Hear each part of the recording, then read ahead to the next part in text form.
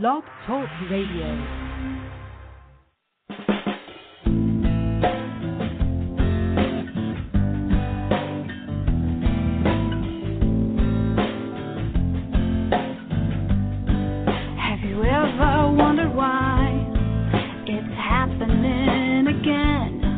Welcome to MindShifters Radio with your co-host, the Forgiveness Doctor, Dr. Michael Ryce, and his wife, Jeanie. Michael and Jeanie share with you the wisdom of the ancient Aramaic internal process of forgiveness.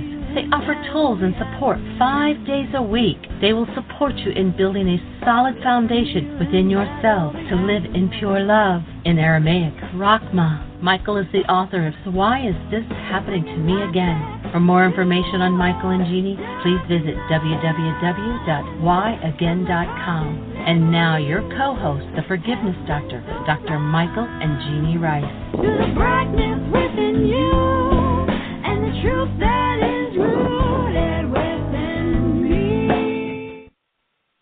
Hi, and welcome to MindShifters Radio with the Forgiveness Doctor, Dr. Michael Ryce. Our call-in number is 646-200-4169. Press 1. That puts you in queue to talk to Michael. And we'd love to hear your comments and your questions. Michael, I believe Julio is already with us. There's a 786 number, and I believe that's him. But first, let's welcome you to the show. Thank you, sweetie. It's a delight to be here. A delight to have everybody on the show. Jeanie mentions Julio. We'll welcome him in just a minute.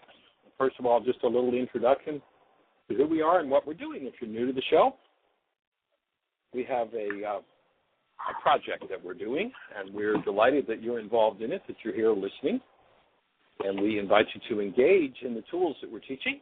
We're on a mission, and the mission is to change the insanity of planet Earth and to move from this game of hostility and fear appearing to be human life to a place where we actually live as humans. And our definition of a human is hold a newborn child. You know exactly what a human life is. Our plan is to make space safe enough for human life to actually show up on the earth in mass. Put an end to war, because war is all about how we deny and dissociate from ourselves and never want to deal with things. And, you know, people often ask the question, gee, I go into a relationship and we're sweet and we're wonderful and we're in love. Why doesn't it stay that way? Because when you carry a bag of garbage in you and you start opening up, then your garbage starts to show up. So we're here to support you in learning forgiveness. And forgiveness has nothing to do with letting somebody else off the hook because of what's happening inside of you. It's literally how you change what's happening inside of you. And so if you're not familiar with that process, we invite you to go to our new website. Are we ready to go live with that, Jeanie? Yes, there are still some links, especially when you get, out into some of the detailed stuff like the Kabbalists and all of that we're still working on. But basically, it is live. So go out there and play. Right. So we're ready to switch over to whyagain.org, our new site, whyagain.org. And right at the top left-hand corner, you'll see a link that says Start Here. That's where to start. If you do that, you'll get an explanation as to how to use the tools. The Chapter 24 of my book is there. There are links to several radio shows. All the tools you need are ready to go. You can listen to live working someone through the worksheet process, how it's done. The worksheet is there. Jump on the website, pick up the material. If, as you navigate around, whyagain.com, then we invite you to please let us know, whyagain.org, let us know if there are any broken links. Just drop an email to the webmaster at the bottom of the page, and we'll get those fixed promptly. When we started doing this shift over, actually the couple that are helping us to do that were actually just drove up the driveway. They've been in the Heartland for over a month now, and they are on their way back to Florida. But they are assisting us in they're really setting the thing up along with Jeanie and getting the new website live and active. And so any improvements that you see need to be made, we'd love your feedback. We'd love your input. We'd love for you to listen to some of the radio shows. And when you do, just make a note of a few lines of what strikes you from that show, and we'll put it on the website with the show. And it'll help us to identify the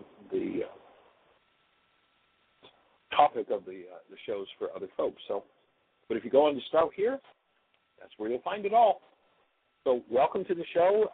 Dr. Tim with us, David with us? David is with us. Tim's not yet. Hey there, David. Anything to share with everybody? Julio's on the show. We're ready to welcome him, but I'd like to say hello to you first and see how you be. I'm doing well and eager to hear Julio. I did keep my agreement, Julio, just to let you know, and read the agreement to my dad, and I'm eager to hear how things went for you. So let's hear from Julio. All right, so Jeanie, you want to bring Julio on the show? Julio, you're on. Hello, everybody. This is. Hey there, young man. Welcome. Thank you, Michael. Greetings to everybody, and to you, my loving Heartland family. I want to thank you and acknowledge all of you for supporting me and loving me through this process. I've had a wonderful weekend, which was the product of a lot of work that I began to do the previous week in Heartland, and I've had some amazing breakthrough and just, you know, I'm enveloped in love today. I really am in such a wonderful place because I put myself in a very willing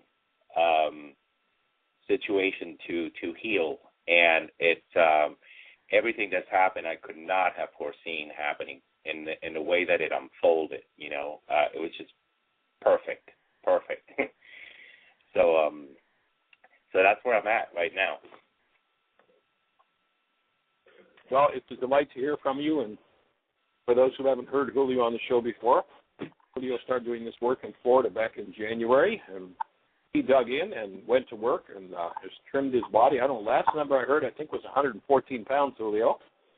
Trimmed yourself and came and did a 9-day intensive back in April in Florida, and then just came to do the teacher training, a 17-day workshop, left here a few days ago, and you've been on it. So share a little bit about what's been happening as you've gone home and started to deal with some of the issues that were previously kind of put aside. Yes, Michael, and I want to acknowledge you in particular because you gently urged me the other day to level with my dad and come clean with him about a lot of things that happened throughout the years and things that naturally I bottled up and have been slowly killing me. So thank you for getting me there. And at that, you know, in hindsight now that I see that moment was pivotal because I realized that I hadn't done enough up to that moment to heal that. I was being a little complacent and still operating from fear. From rejection and all those things that have tormented me, but I put myself in in a willing space to embrace anything that could come up, and that's when everything began to happen for me. It happened immediately after leaving Heartland, literally at the airport and on a plane ride and all that, where I just became overwhelmed by sadness. You know, I've been feeling a lot of sadness while I was at Heartland, but it was good sadness because it was, I don't know, I had to process a lot of stuff and really look at it and see how I had gotten myself up to there, you know, in regards of how I process things and what I'd done, my part in my life. That's what we've been learning. So I was really able to see my part in all of this. And Michael, I was at the airport in Tampa and I missed that connection. And I made up my mind then and there that I wasn't going anywhere. I was going to stay there tonight at the airport. And I had I had a very, very loud, mystical experience at the airport unfold for me and give me some very specific information of what I needed to do. Not the how. What happened? Tell us about it. Don't leave us hanging. I'm a little shy about telling the whole thing because, man, but I'm going to go ahead. I'm just not even going to analyze it. Michael, there was this silence, and I was resisting the music on the loudspeakers, and didn't like the music that was playing, and I was just, after a while, I got myself in a corner. I found a corner to sit down, and there was still a lot of noise around me, some people, and all of that. But a while later, everything went silent completely silent, Michael. And I didn't know what was happening. I was kind of freaking out, and but I soon heard a female voice in Spanish, of all things, giving me a very clear message that told me, Michael, that it said, Julio, love, I am with you. Know not fear. Be honest with your father. Protect your mother. Do this right away. Now is the time. Know that you are safe. Know that angels will assist you. And know that your healing will be complete. You will then taste love.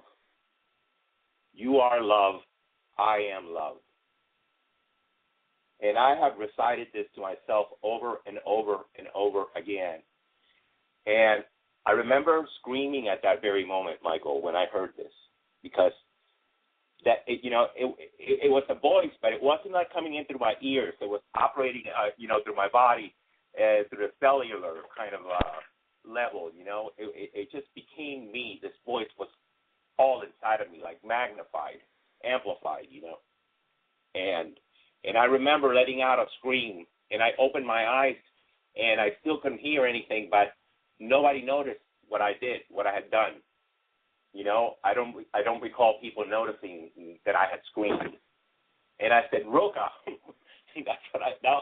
That came with my scream. I guess, I wanted this to be, I interpreted this to be Roca talking to me.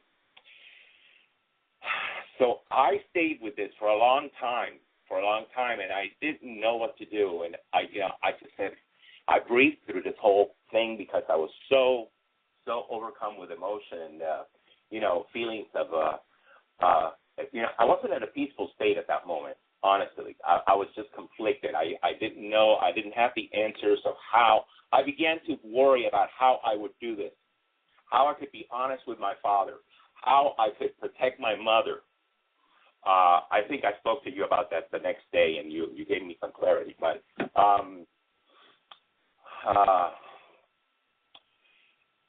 after a long while, Michael, go ahead. It sounds a little like you're just tapping right in, and that's the idea. Or the idea tapped into me. It doesn't matter how that goes. But Michael, when you're ready and you're listening. Yes, I was ready and willing to listen. Absolutely. And when the music at the airport came back on, the music had changed. They were playing 70s singer-songwriter music that I love, and I heard a John Denver song called "Sweet Surrender," and I just loved that song. And and I could not believe that song was playing now. And all this wonderful music continued playing through the night. I still had like 10 hours at the airport, so I didn't sleep all night. But I breathed a lot, and I did worksheets, and I was really frightened for a long time. I would have waves of fear, and I also realized that what I had interpreted as that I had been loving my father for so many years, I had been really hostile toward him. I had some real clarity about the ways that I had projected my hostility toward him, and this, just made everything terrible for him and me. And I had a whole lot of stuff going on still being revealed to me, and this process just kept evolving. You know, I got home the next day, and I didn't sleep either. And the next day, late in the afternoon, I actually received a plan on how to carry this whole thing about. I was told that, well, this time I didn't hear a voice, but just the whole plan came to me. I was told to guided to call my psychologist and arrange a meeting with him to further explain some of the stuff that I had also kept from him.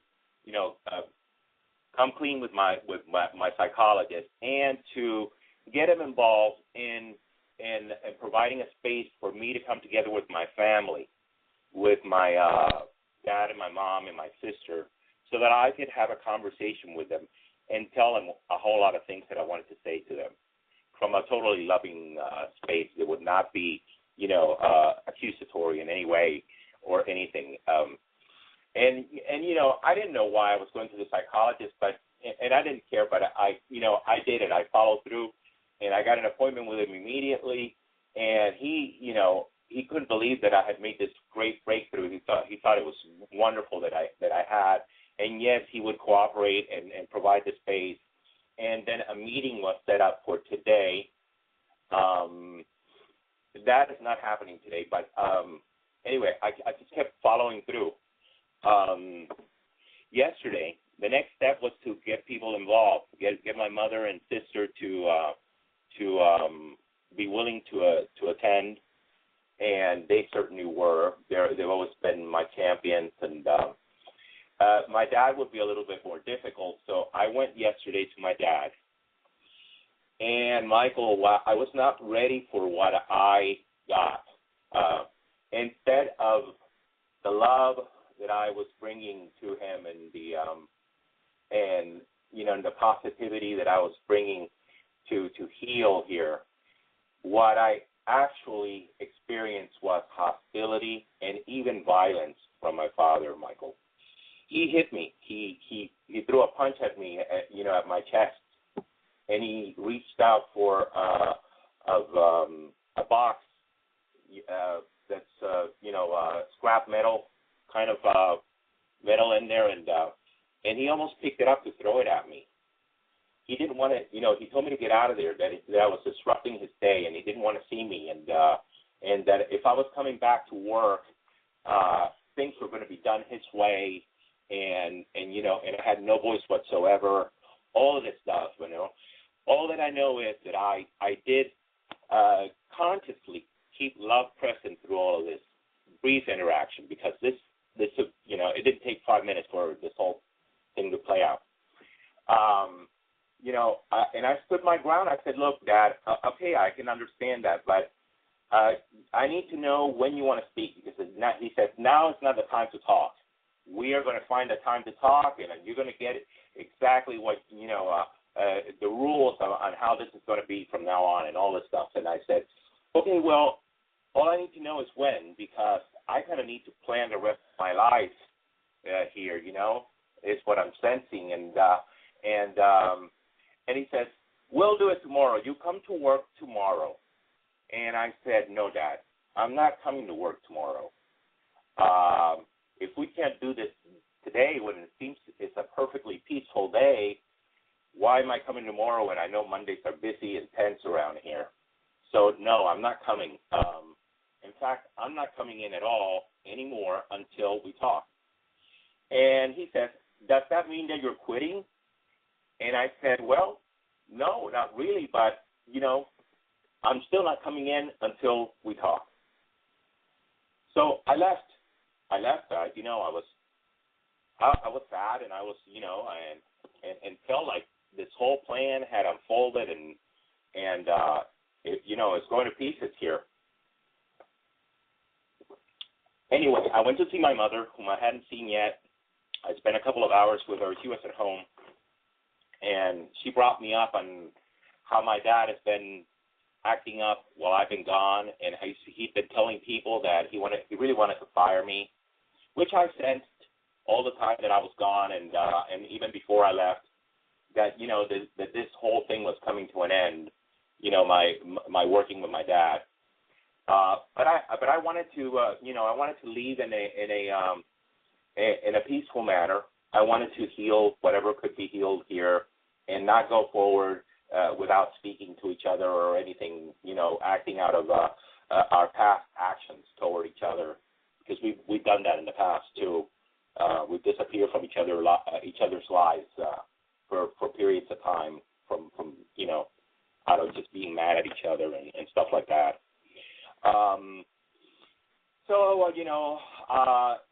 In the afternoon, late afternoon, I was here at home by myself, and I did worksheets on all the stuff that was coming up for me, and I breathed. I've been breathing beautifully throughout all these days.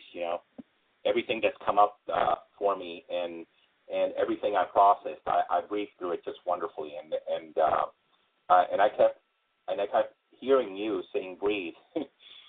Breathe, and that was good. I also want to thank Joanne and Mark for being there with me throughout the whole weekend. We spoke on numerous occasions, and they were lovingly supportive and and knew exactly what to tell me and back away so I can do my own work enough. They were really there for me the entire weekend. Those were my partners over the 2 intensives. So thank you to them. To end this experience, last night I called my mom around 8:30 when the closing ceremonies of the Olympics began, because we had discussed it earlier and she wanted to see it. So I was calling her to let her know to tune in, because she doesn't watch American-speaking television much and doesn't keep schedules or. So I called the house, and my dad answered the phone. My dad hardly ever answers the phone. My mother was not at home. But the first thing I said was, Dad, would you please just tell Mother to tune in to the Olympics? The ceremony is beginning. So my dad, he began to scream at me. He began to scream at me, getting all this stuff, this pain coming up for him, so what is this whole thing that you're not coming in? Are you not coming in? And I once again did a great job of just consciously keeping love present, because I would not engage in the way that I wasn't going to respond the same way as I have in the past and become defensive and throw at him too. This thing began to build, and layers began to be peeled, and he got to a point where he softened up a little bit and said a few nice things, and I was able to get some nice things then to soften him up, and it was a beautiful process, and I observed it so well. I was like standing outside looking in at the whole process. It was really cool, and at some point, Michael, he said, well, I have to tell you something. I really, really want you to leave the company. I don't want you to come back to work. I have that need. You have to. And I said, well, thank you, Dad, because I have to tell you that I can't come back there either. I want to do other things in my life at this point, and I'm just I can't be there anymore either. So that immediately right there was some healing for the two of us, major healing. And he proceeded to tell me that I wouldn't have to worry about anything, that he would still support me financially, so I wouldn't be stressing out over anything, and that I'd have no problems. That he's always supported me financially when I had needed it, and that he would continue to do so. And he told me that he loved me. He told me that he's known, everything about my turbulent life in the past, and that he's loved me many times through the process of what I've gone through, which I knew because we've talked about things like that before. So he reiterated all of that again, and then I had a wonderful realization. I finally was able to get in why I originally gone to him. yesterday was to invite him to the psychologist's office. And my dad has been, I think he's bipolar, and now he tells me that he knows he's bipolar. He says, "Do you know that I'm bipolar?" And I says, "Yeah, well, kind of, you've never been fully diagnosed, but I suspect that you are." He says, "Well, I am, and you know what? This is after I told him about my psychologist, and I said, and he says, this guy, I'm willing to come. Yeah, sure. This guy could probably help me right now because I'm in great pain." And I said, "Dad, you've had like a hellish kind of summer, You've been in really big pain. I've seen it, and you're causing a lot of pain around you. Do you realize this?" And he says, "Yes, but I can't help it. I feel like I'm sick." So this whole thing with the psychologist, now I see the reason behind that, and it's, the plan that came to me and why. And he's fully receptive to this whole thing.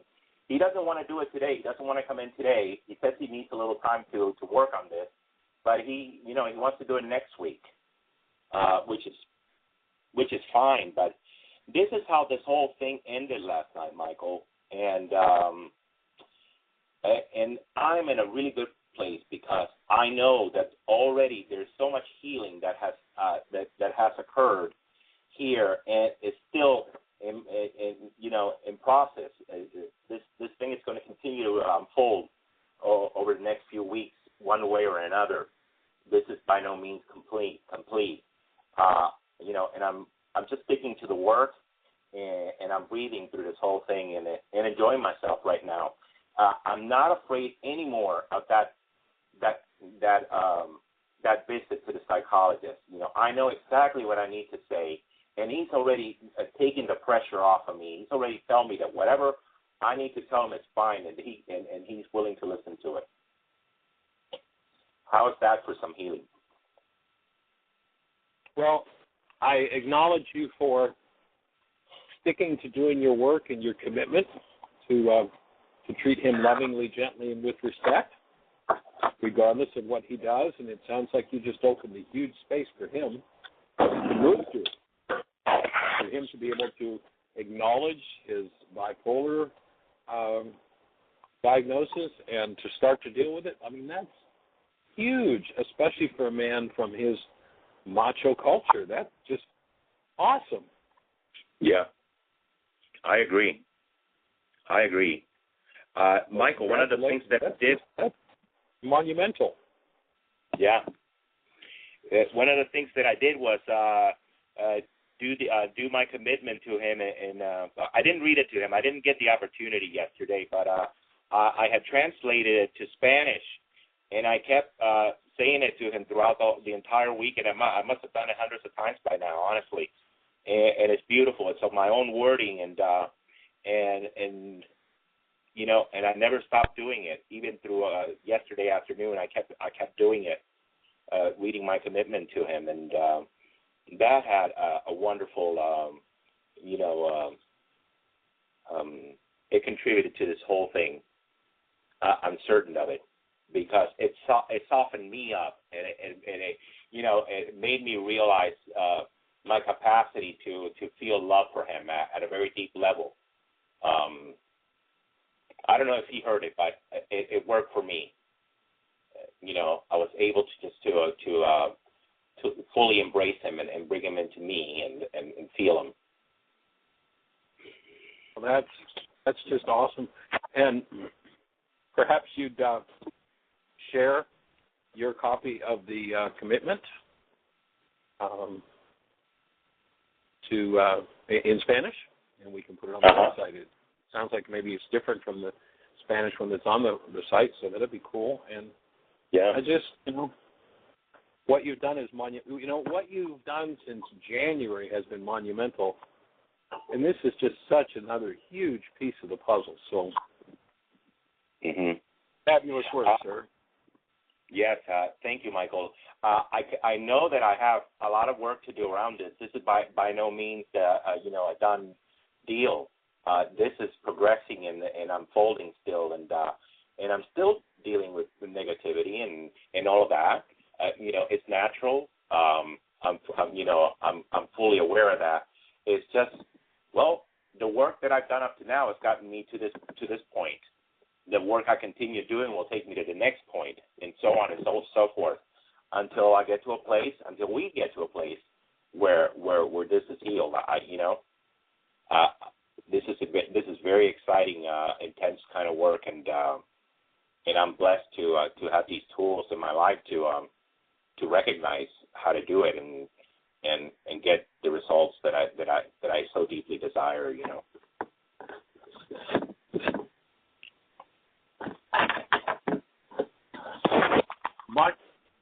Monumental, sir. Congratulations. Thank you. And we continue to hold the space. Thank you, Michael. Thank you. I love you guys. Okay, we appreciate you. Love you too. For supporting me. Thank you, everybody. You got it. Okay, blessings. Take care. Bye-bye. Blessings. Awesome. Bye-bye. Wow. Bye, Jean. Do we have another caller on the line? Let's go for it. Area code 630, you're on the air. Hey, Jeanie and Michael and David, it's Mark from Naperville. Well, hey there, young man. How are you? Terrific. How are you doing? I'm blessed and highly favored. Awesome. I was calling in for a couple of reasons. One, I wanted to honor Julio for all the work that he did. It was really incredible. So great job, Julio. I wanted to share a little bit about my homecoming and had a question for you. Cool. Let's go for it. So the intensive was awesome. Anybody who is doing this work on their own, has read Michael's book and is thinking about the value of this intensive or what this is, it's like the book is, takes you an inch deep and the intensive takes you a mile deep. And it really offers incredible healing. There were, I have to think there must have been at least 24 miracles that the outside world would count as miracles that happened during that intensive. It was just blew me away. So when I got home, I had been talking with Dr. Tim and Rex in the car, laying out with them my plan, like, hey, here's how I'm going to introduce it to my family. And they both said, effectively, no, Mark, that's way too intellectual.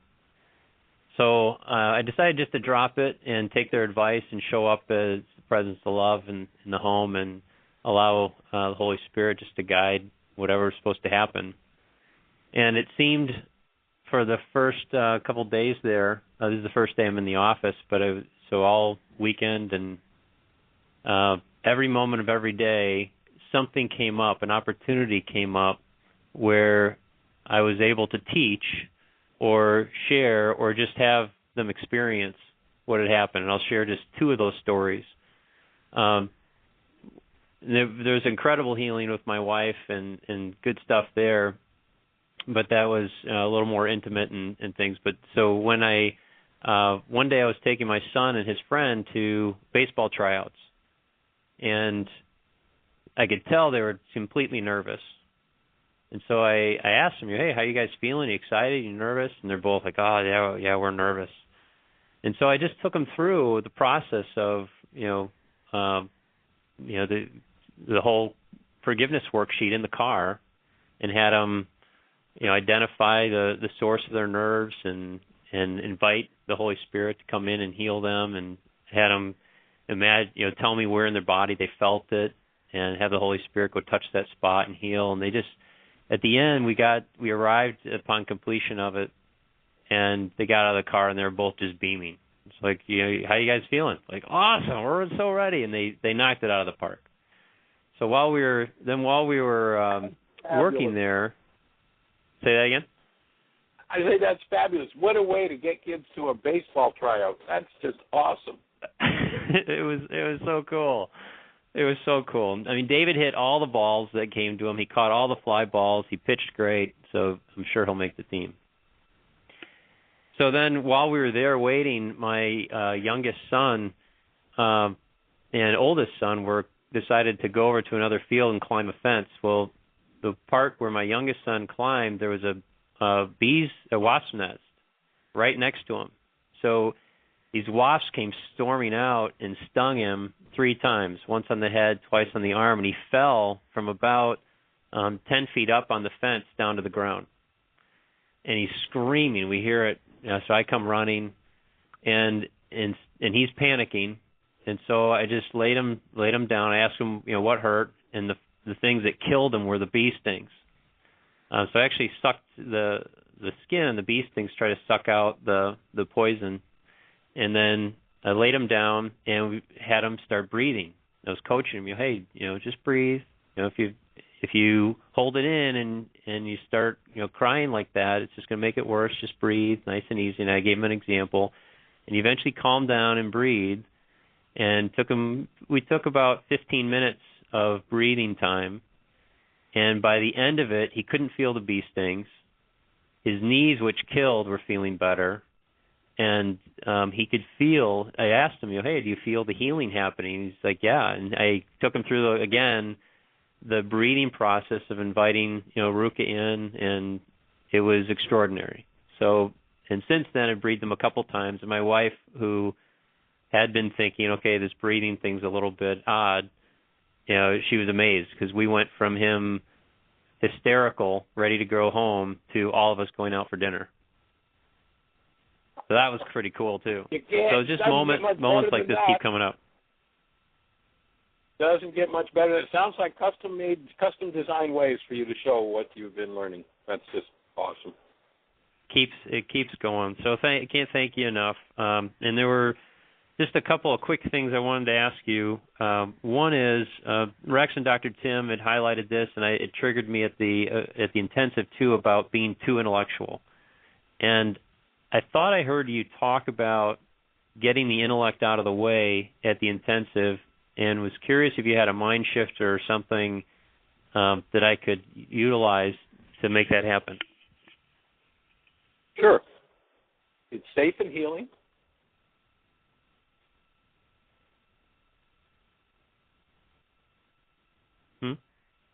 For me to release the need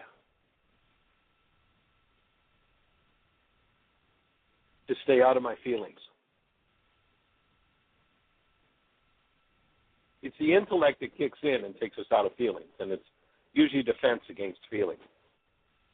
So once you go to it's safe to feel, then instead of being in your head about everything, you start to move into that connected space of feelings and simply be able to move through them. Very cool. Thank you. And if there's time, I'd ask one more question, but I want to be respectful of others. Yeah, we've got time. So the other thing that I've struggled with, that I've been working on, is money. And building a business and stuff. I'm pretty good at making money, but yet I have a lot of fear and anxiety about having money, not investing it right, or losing it, and things of that nature. And so I was doing some work on this today, and what came to me was, we had talked a little bit about some of the past life stuff, and what came to me was that I had an opportunity at one point with this concept of inheritance, inheriting the kingdom, and being there, and losing it, blowing it. And I think that that is something of value that I blew in a previous life, and I sense that what's happening with the money is that there's this thing in my mind that I put value on, which is money, and that same fear of blowing it is coming up. So I bring that up just to see if you had a thought of a mind shifter or anything. I'm doing some forgiveness worksheets on this, incorporating that concept to try to, release both the past and the current feelings. But I was curious if that triggered any thoughts in your mind that, hey, Mark, focus on this, it'll help. Well, notice how you, in both cases with the kids, and what you were able to demonstrate to your wife is it was trust in Ruka. And for those who are listening to the show who don't know what we're talking about with Ruka, In the Aramaic language, the man named Yeshua 2,000 years ago taught about an elemental force in us that was feminine, that undoes the effects of our errors and teaches us the truth. And to step into trust of that elemental force, to know that that power is there for you, becomes a key part of the process. And so I would work with a mind shifter that may surface some things that you can do worksheets on, but it's safe and healing for me to trust my finances to Ruka.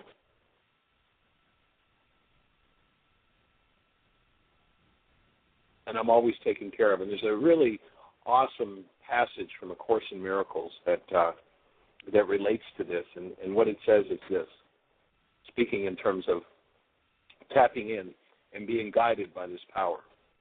So once you have accepted her plan as the one function that you would fulfill, there will be nothing else that Ruka, in full as Ruka Dekucha, will not arrange for you. Without your effort, she will go before you, making straight your path and leaving in your way no stones to trip on, no obstacles to bar your way. Nothing you need will be denied you. Not one seeming difficulty but will melt away before you reach it. You need take thought for nothing, careless of everything, except the one purpose that you would fulfill. And its fulfillment is guaranteed because it rests on you, a son or daughter of God. Do you recall where that is in the Course? No, I don't actually. I'm not very good at chapter and verse.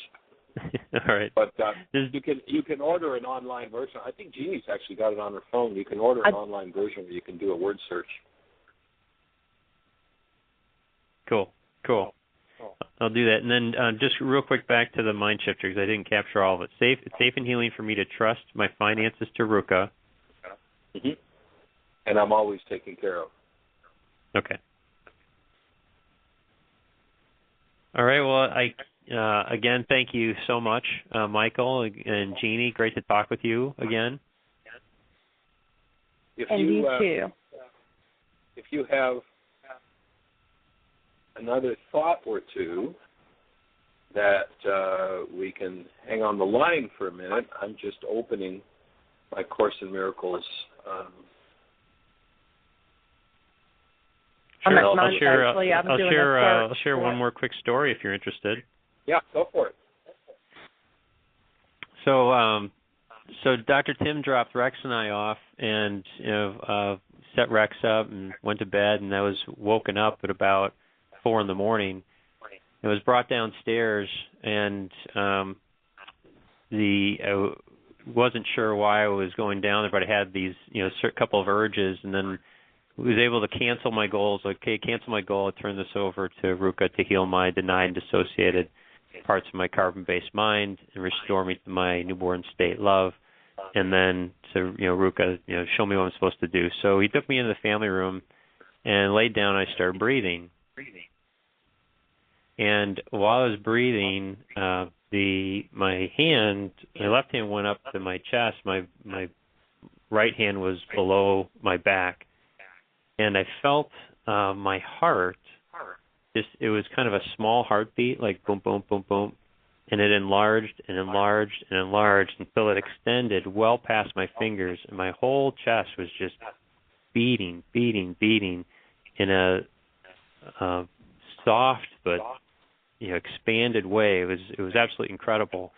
Then later I went upstairs and I got back into bed, and my wife was asleep, and I rolled her over, and I was still kind of breathing, and my mouth kind of landed just right below her neck, and was just sitting there breathing. And then I felt her heart, and her heart kept getting louder and louder and expanded as well, and it was the beginning of just a really cool moment. It was neat. Hadn't experienced anything like that before. That's pretty awesome. Sounds like tapping into more of the truth that we are energy beings rather than physical bodies. Awesome. Yeah, that's powerful. Okay, so that section is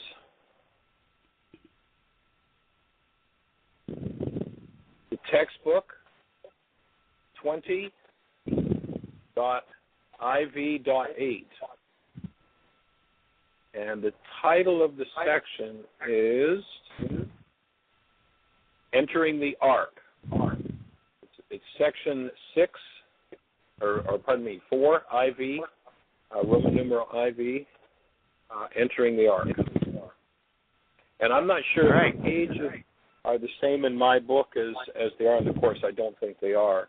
But it's around page 275 or so, 276 on my computer, but I don't know that the pages match the same way. So. No, that's cool. I've heard you say that verse probably 4 or 5 times now, and just love it. And every time, like, oh, I wish I could capture that. So thanks for looking that up. Yep. You got it, sir. All right, well, congratulations on what's happening in your family, and we hold the space, and we're delighted to have you on our team. And Jeanie did send you the information yesterday for the personal code evaluation. I presume you got that. And I got that, and I've instigated setting up a meeting here to discuss that. So fabulous. Very cool. I also sent you a couple other things that just, there's no rush or anything on them, but one of them is having to do with the children's game, and the other one is the online worksheet. We're having some challenges getting those 2 things moved over to the new site. But so I don't know if you'd have any suggestions on those. But then also I thought, well, your children, maybe you could ask them if they would be willing to test, quote, unquote, the game. It's actually the children's worksheet, but it's in a game format about the drag-ons and the cling-ons. And those are the things that we drag on in their life and that cling on to us. And perhaps that would get them interested maybe in doing the worksheet. They would, maybe they'd be doing the worksheet, but then they'd also be testing the game too and giving input on it. So I don't know if that might be an opening door to bring them into the work a little bit differently. Well, how cool. Thank you so much. It sounds like a perfect opening door. All right. Fabulous. All right. Well, we appreciate your call. We hold the space and look forward to the next time we get face-to-face. I look forward to seeing your hold the space as well. Yeah, I look forward to seeing your new book when you get done with it. Thank you. All right. Blessings. Take care. Bye-bye. Bye-bye. Bye. Their call-in number is 646-200-4169. And Dr. Tim is now with us, but before you go to him, I was just going to read that Nene says next Saturday, August the 18th, she's doing a Huagan workshop in Valencia, Venezuela, from 5 to 8 in Spanish. So that's awesome. Fabulous. Congratulations, Nene. Keep us posted on how it goes.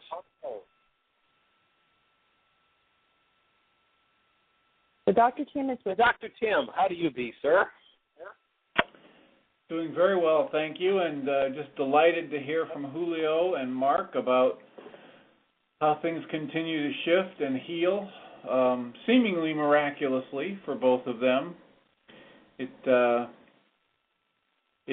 been a fabulous time here for re-entry. It's nothing as dramatic as Julio and Mark, but we're just plugging along and staying in touch with a few of the people that we were in the intensive with, and they all seem to be going through their own healing processes, and it's just a delight to be on the team.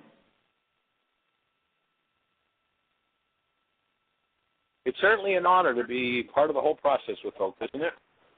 Absolutely.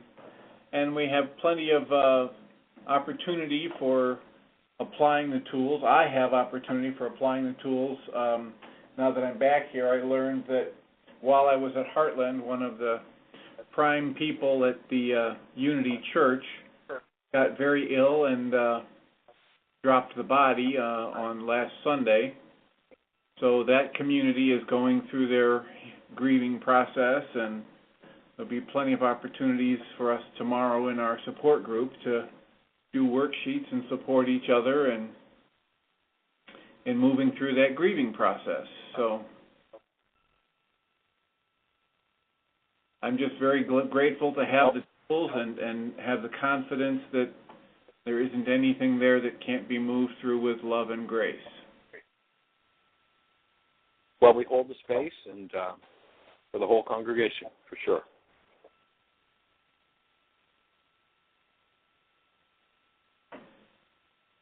So, Jeanie, do you have a caller there for us? No, we don't. Nobody has their hand up. So there's 20-some people on the switchboard today, which is awesome. If you're on there and you want to talk, please press 1. That puts you in queue, lets us know that you're not just listening, but that you want to speak. Somebody just pressed 1. 970, you're on the air. Who do we have? Hey, guys, it's Carrie in Colorado. Hey there, young lady.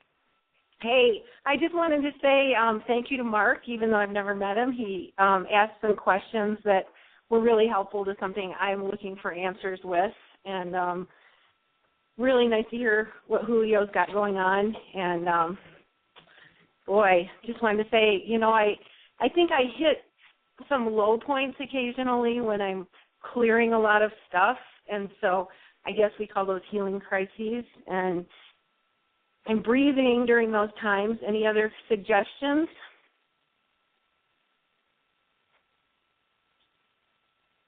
Hello? Are you asking me if I have any other suggestions? Well, of course. All of the above. You already know the answer to that one. Right.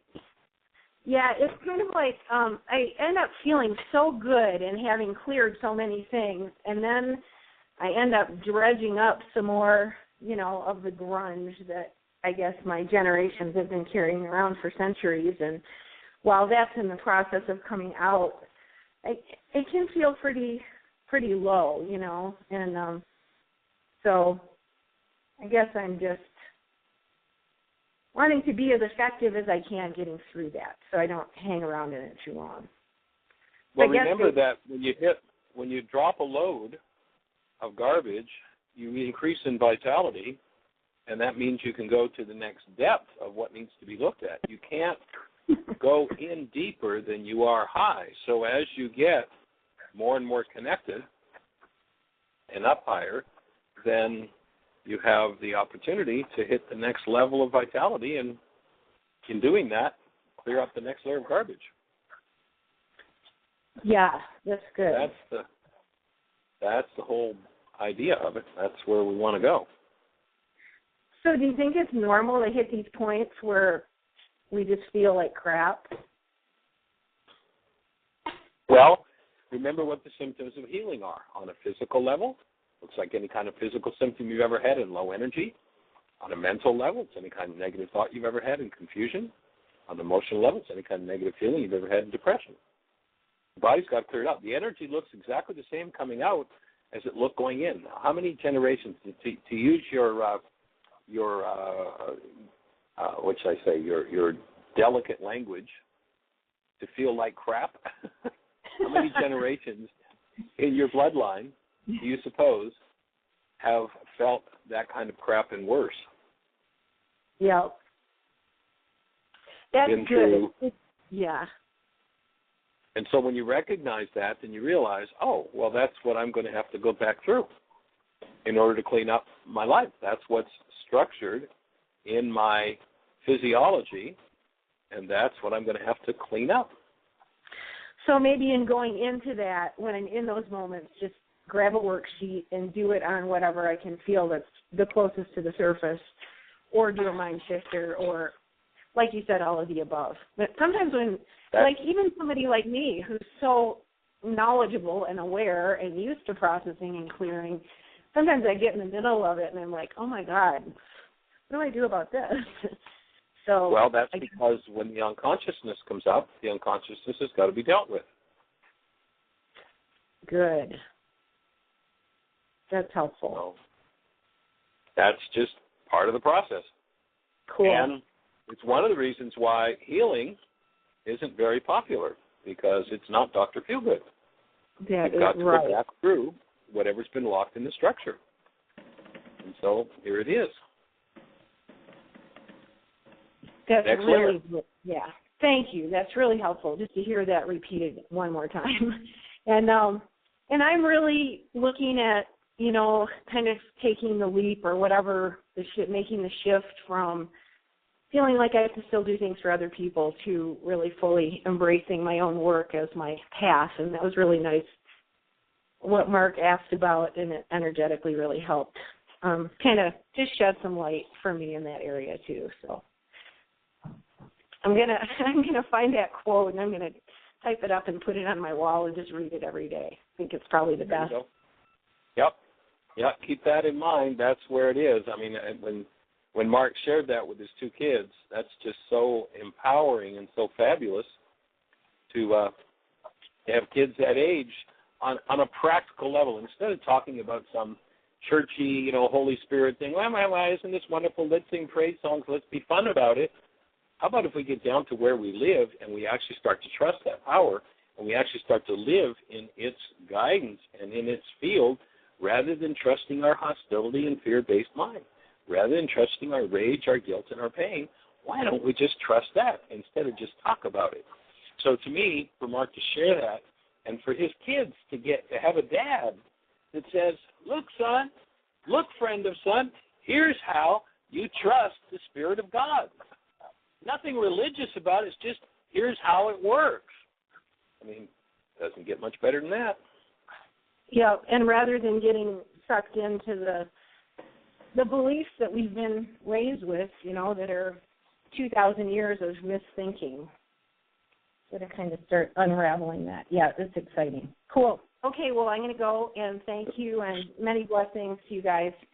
Oh, by the way, too, I actually called the Denver church today, Unity Church today, and they were actually really open to the thought of you guys maybe coming there. So, but somebody's gone for a week who needs to call back. So I'll keep you guys posted. I did give them your number. You could get a call. But anyway, if that happens, I'll definitely work on a couple other churches in this area too. So. Awesome. All right. All right. We appreciate you. Thanks. Thank you. Bye-bye. God blessings. Bye-bye. Okay, Michael, we have a question. We have a question in the chat room. Nene had said that tomorrow she's going to breathe her daughter for the second time, and so someone in the chat room says, "What does breathing your daughter mean?" So you want to talk about that for a moment? Sure. Well, one of the things that we teach in our intensives is a thing called still point breathing. We do a workshop called MindShifters and still point breathing. On occasion when we travel, but in our intensives we teach this process of using the breath. You'll notice when people are in trauma, the first thing they do is hold the breath. And when you hold the breath, what you do is you lock that trauma into your structure. When you use the breath properly, like Mark just shared with, he's got a son with these 3 B things. He's going to be sick and he's going to go home and, that's his day ruined. And instead, what does he do? He teaches him to breathe. He shows him how to use his breath so that instead of closing down and locking trauma in and holding the breath, what does he do? He opens and he breathes and he moves the trauma out, and the trauma's gone from his body. He's ready to go for dinner and have fun. Trauma is not necessary in the human system. The breath is the key. Our show is just about over. We're going to say, bring a stranger with you tomorrow. Have an awesome day. Have the best year of your eternal life. Blessings. Bye-bye.